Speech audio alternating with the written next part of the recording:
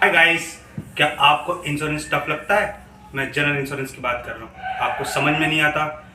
क्या आप insurance company में काम कर रहे हैं तब भी आपको समझ में नहीं आता? बहुत हौच पौच रहता है, कॉन्सेप्ट समझ में नहीं आते हैं, या इंश्योरेंस खरीदते समय आप बहुत कंफ्यूज रहते हैं, आपको बहुत गाइडेंस की ज़रूरत पड़ती है, या आपको यही पता नहीं लगता कि जो मैंने पॉलिसी परचेस की है उसका मतलब क्या है, उसके कवरेजेस क्या है। तो आज मैं आप लोगों को यही बताने के लिए आया हूँ। मेरा नाम है विश्वामित्र और मेरे चैनल का नाम है गुरुजी, जो आपको इंश्योरेंस के सारे ज्ञान देगा।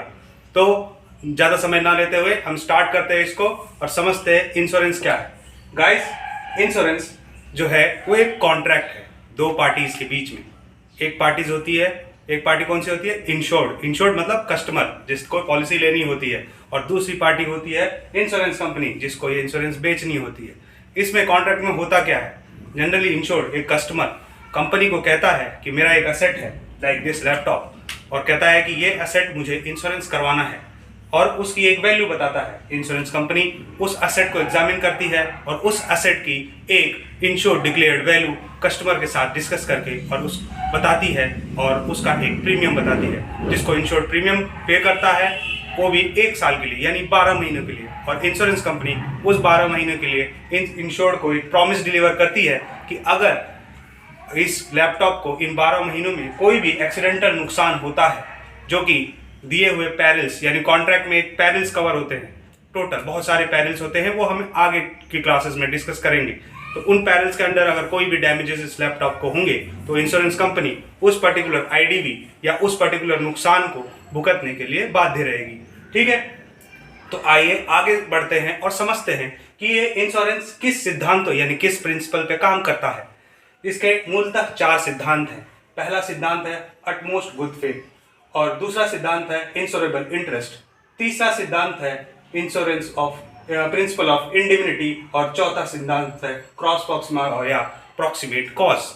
पहला सिद्धांत समझते हैं utmost good faith. Utmost good faith का मतलब ये होता है कि कोई भी इंश्योरेंस कंपनी कोई भी बीमा आप करने जा रहे हैं तो उसके लिए वो आपको आपके अटमोस्ट गुड फेथ यानी आपके फेथ पे वो बीमा करता है। ठीक है, जैसे कि मुझे ये लैपटॉप अगर बीमा करवाना है तो मैं जब बीमा कराने जाऊंगा लैपटॉप का, या जैसे सपोज अगर हम कोई गाड़ी बीमा कराने जा रहे हैं तो उसके अटमोस्ट गुड फेथ पे इंश्योरेंस कंपनी क्या करती है कि हमें बीमा दे देती है। अटमोस्ट गुड फेथ का मतलब मैं बता देता हूँ क्या होता है। इसमें क्या होता है कि आपको सारे जितने भी मटेरियल फैक्ट्स थे अपनी गाड़ी या अपनी जो भी आपको इंश्योरेंस कराना है उसको आपको सारी चीजें इंश्योरेंस कंपनी को डिक्लेयर करनी पड़ती है यानी बतानी पड़ती है। सपोज कि मेरी पास एक गाड़ी है, ठीक है, उस गाड़ी का मुझे बीमा करवाना है, पर मेरी गाड़ी में क्या है कि कुछ फ्रीक्वेंट टाइम से मेरे गाड़ी में कुछ दिक्कतें चल रही है मैकेनिकल, जैसे ब्रेक फेलियर का फ्रीक्वेंट होता रह रहा है मेरी में, और मैं फ्रीक्वेंट बार बार उसके ब्रेक सही करा रहा हूँ। But at the time of insurance मैंने ये चीज़ इंश्योरेंस कंपनी से छुपा ली और अपनी गाड़ी का इंश्योरेंस करा लिया। उसके बाद कई इंश्योरेंस के बीच में कभी एक बार क्या होता है कि मेरी गाड़ी का ब्रेक फेल हो जाता है और एक्सीडेंट हो जाता है।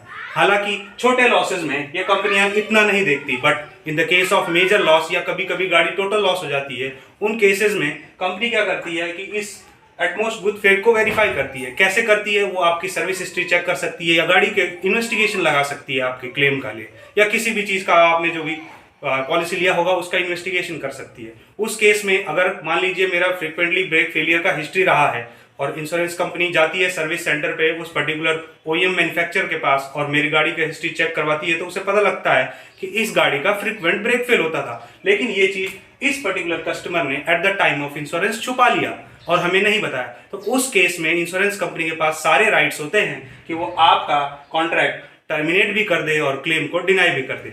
वो इस अटमोस्ट गुड फेथ के आधार पे होता है, यानी कि हमें जब भी इंश्योरेंस करानी है तो हमें सारे मटेरियल फैक्ट सही सही इंश्योरेंस कंपनी को बताने पड़ेंगे।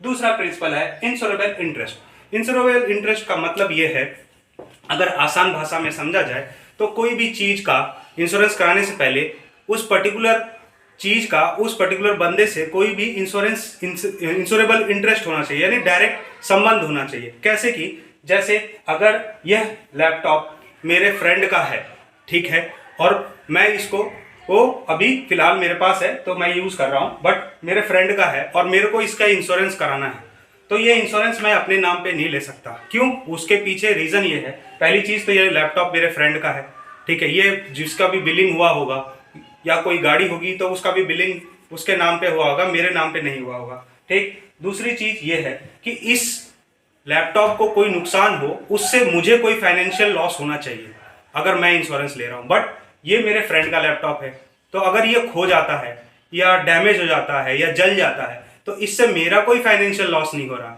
क्यों? क्योंकि ये मेरे नाम पे बिल्ड नहीं है, इसके मैंने भुगतान नहीं किया हुआ।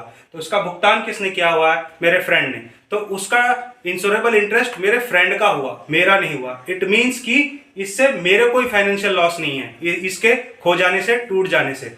ठीक है, तो यहाँ पे इंश्योरेबल इंटरेस्ट आता है। मैं आसान भाषा में एक और एग्जांपल लेता हूँ, ये थोड़ा सा टफ हो गया। तो एक गाड़ी है सपोज, ठीक है, वो एक पर्टिकुलर पर्सन है, सपोज रमेश ने वो गाड़ी परचेस किया। ठीक है, रमेश ने परचेस किया, उसके बाद रमेश से वो गाड़ी सुरेश ने भी परचेस कर लिया। ठीक है, लेकिन उसने इंश्योरेंस कंपनी में ट्रांसफर नहीं कराया पेपर्स। ठीक है, इंश्योरेंस कंपनी के पास जो पहले आया रमेश के नाम पे ही, उसी के नाम पे पॉलिसी है।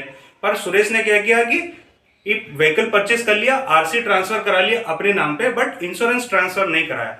या तो उसके पास उस चीज का नॉलेज नहीं था कि वो कराना है, या फिर वो भूल गया होगा, जो भी उसका रीजन रहा होगा, it may be. But at the time वो गाड़ी चलाते समय उसका नुकसान हो जाता है, गाड़ी डैमेज हो जाती है। तो वहां पे जब कंपनी वेरीफाई करती है कि गाड़ी का यूजर ये है बट गाड़ी का जो पॉलिसी है वो किसी और के नाम पे है और आरसी इसके नाम पे है, तो इंश्योरेंस कंपनी वहां पे देखती है कि इंश्योरेबल इंटरेस्ट वहां स्टेब्लिश नहीं हुआ। It means as per the policy जो लॉस था वो रमेश का हुआ, बट गाड़ी यूज कर रहा है सुरेश।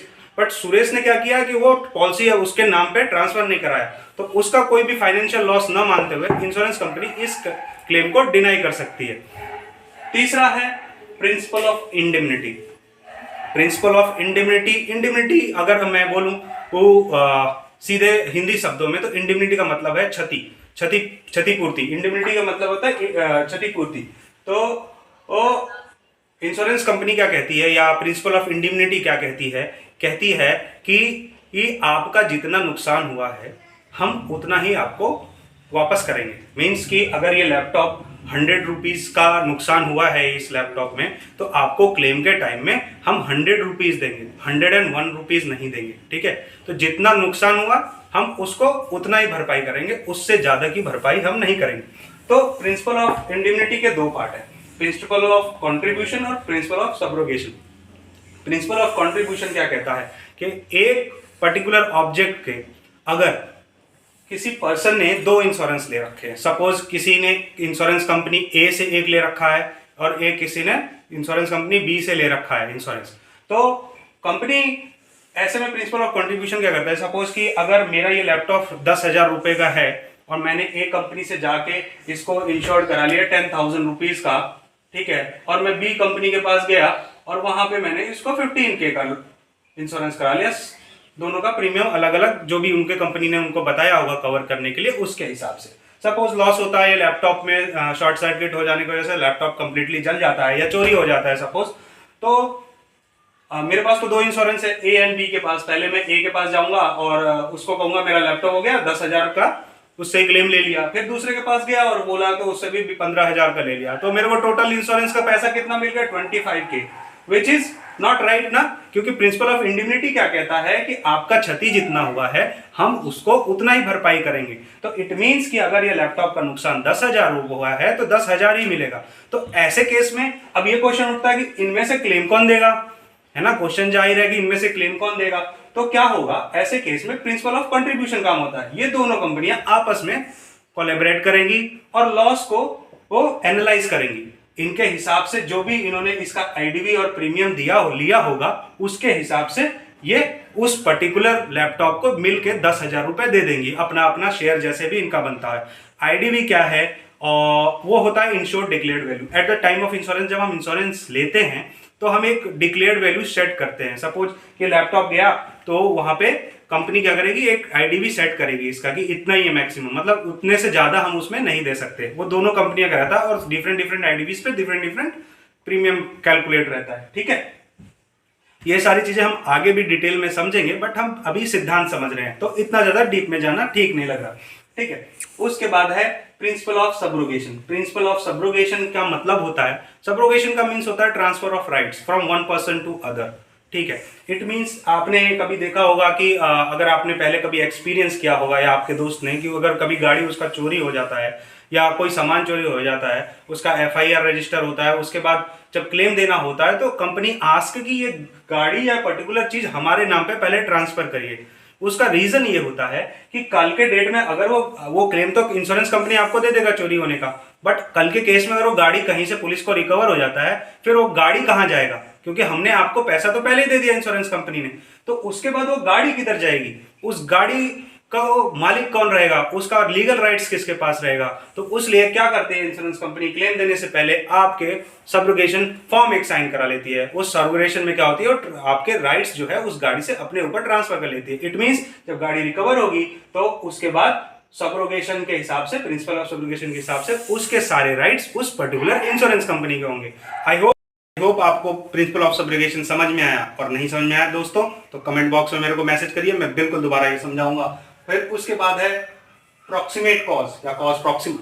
इसका मतलब क्या होता है दोस्तों कि जैसे कि कॉज देखती है इंश्योरेंस कंपनी, कोई भी आपका क्लेम आ गया तो उसको आपको इंडिमनीफाई करने के, मतलब उसकी क्षति को पूर्ति करने से पहले उसके कॉज को देखती है। ठीक है, सपोज कॉज का क्या मतलब कि आपका नियरेस्ट कॉज होना चाहिए, ठीक है, जो उस चीज से, जिस चीज से वो डैमेज हुआ है। सपोज कि आपने क्लेम फॉर्म पे ये लिख दिया कि मेरी गाड़ी जो थी वो, या मेरा लैपटॉप जो था गिर गया और डैमेज हो गया, ठीक है, गिर के डैमेज हो गया। आपने इंश्योरेंस कंपनी को इस तरह से इंटीमेट कर दिया।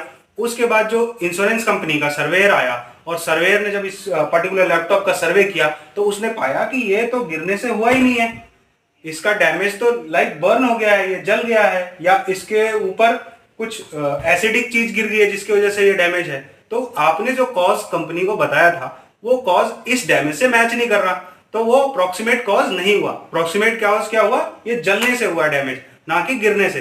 तो वहां पे प्रिंसिपल ऑफ प्रॉक्सिमेट कॉज काम करता है। यानी कि आप जो भी इंश्योरेंस कंपनी को डिक्लेरेशन दे रहे हो कि मेरा ये पर्टिकुलर लॉस ऐसे हुआ है, आपको हमेशा क्लेम फॉर्म में या इंटीमेशन देते समय सही और सटीक बताना होता है, ताकि उसका प्रॉपर एग्जामिन करके सर्वेयर आपका क्लेम प्रोसेस करा सके।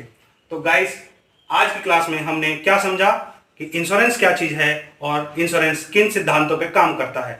आप मेरी वीडियोस को लाइक करिए, शेयर करिए पसंद आती है तो, और सब्सक्राइब भी करिए प्लीज, मैं आपसे रिक्वेस्ट करूंगा। और आगे हम अगली क्लास में अलग अलग टॉपिक लेंगे अगले हफ्ते। तब तक के लिए सी ऑफ, टाटा, बाय बाय, सबक है।